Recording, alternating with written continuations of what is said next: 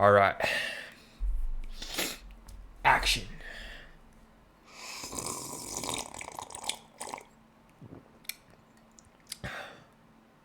Okay, for real. Action. That water looked so delicious. All right. Anyways, so today I thought I should change things up a little bit because I have to be to work by 8:30. I'm Mountain Time, by the way, too. I'm not Eastern Time, so market open for me is 7:30.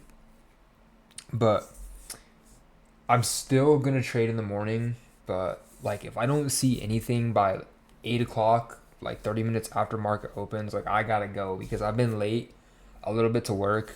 My managers like care a little bit. Like they know like I have a good work ethic. They love my attitude. They love my ambition. I'm in car sales, so like they know like I'm capable of doing the job. It's just I'm like 5 to 10 minutes late. And it's kind of like getting on their nerves a little bit. So they just told me like, hey, like make sure you're here like 10 minutes early. I'm like, all right, cool. So I gotta leave my house by 8.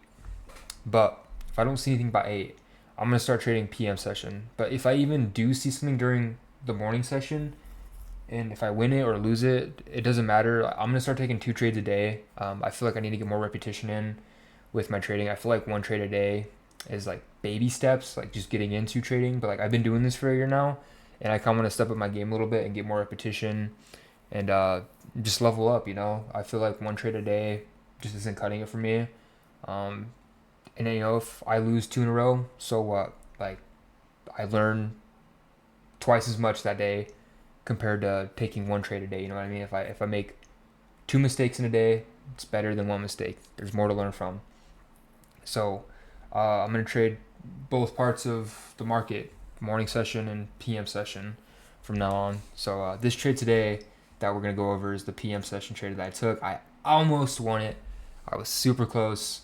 Everything was lining up to come down here to the 50% mark of this fair value gap, but Price decided to say, "Fuck your take profit. I'm going the opposite direction and stopping you out."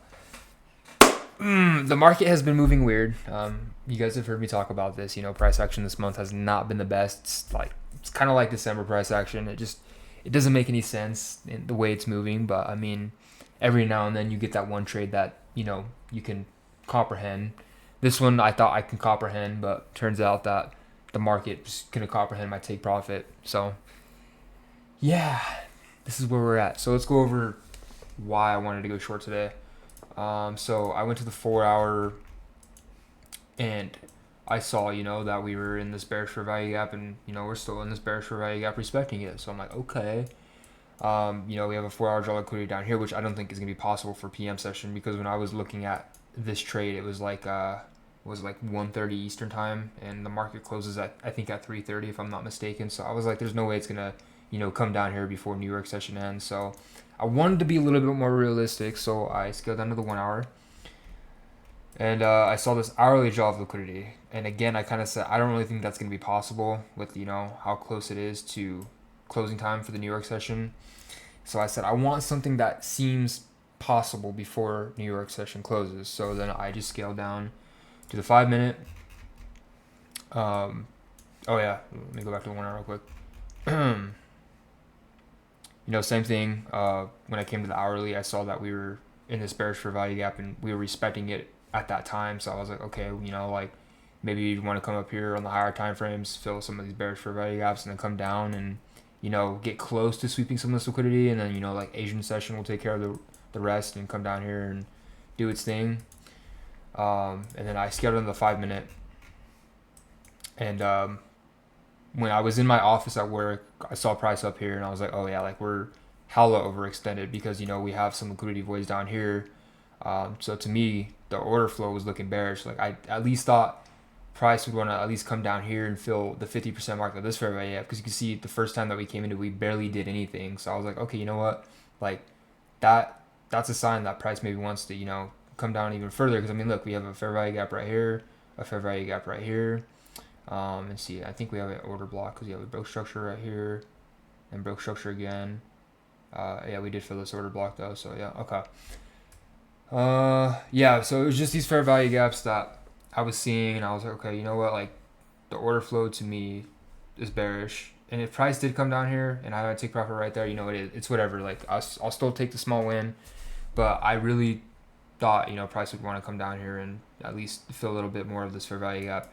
But like the confluences of why I went short is because okay, we broke structure right here, we had an order block right here, and we came into that perfectly. Also filling in this bearish fair value gap and respecting it. You can see right here, boom, closed perfectly right there. Like that is such a positive sign right there to go short. Like that candle close is probably the most beautiful candle close I have seen in a while. So after I saw this candle close, all of the bearish confluences were aligning. I was like, all right, cool. And I just put my stop right above the order block. And as soon as I entered the trade, price was instantly going towards my take profit. I'm like, fuck yeah, dude. Like, I think I just cooked on this trade. And then it did the same exact thing it did here. I mean, it went down a little bit further, but kind of like the same thing. It's like, all right, that's enough for me. Boom, reverse, stopping me out. I could have took partials, but I saw it right here, and as soon as I was about to go in my office and just take some partials and then set my stop loss to break even, a customer pulled up, so I got busy helping out a customer. But like I said, I'm not worried about it.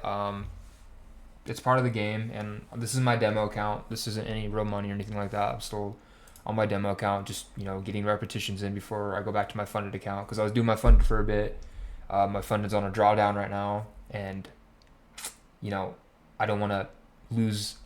I mean, it's gonna happen. You're gonna lose your funded, but I just don't think I'm ready yet. Like, I want to make sure like I at least like try my best to pass that funded. And I feel like I wasn't really trying my best passing that funded. I feel like I didn't have enough practice. So I think coming back to the demo account is gonna really help me feel more confident when I transfer back to my funded account. But yeah, so trading recap for the day, and make sure you guys stop by in the morning. I'm live every morning now from now on, so you guys will see how I get my bias for the morning session. The last couple lives I've done, I haven't taken a trade, but it's just still fun to hang out with you guys, talk, chop it up. But I hope you guys have a good night. See ya.